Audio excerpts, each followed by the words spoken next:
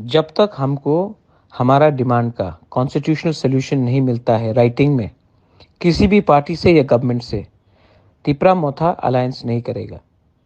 हमको सब पार्टी बुलाते हैं, सब पार्टी बात कर रहे हैं, लेकिन हमने सबको बोला है कि अगले 24 घंटे तक अगर राइटिंग में नहीं दिया हमारा डिमांड, तो हम ये इलेक्शन खुद फाइट करेंगे।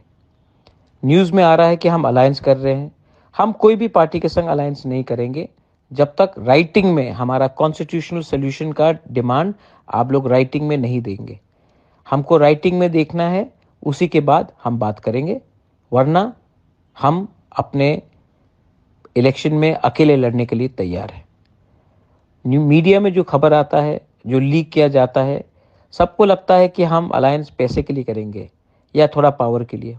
हमारा एक भी एमएलए मिनिस्टर में नहीं बैठेगा, एक भी एमएलए गवर्नमेंट में नहीं बैठेगा जब तक हमारा डिमांड राइटिंग में नहीं दिया जाएगा फॉर आर कॉन्स्टिट्यूशनल सोल्यूशन।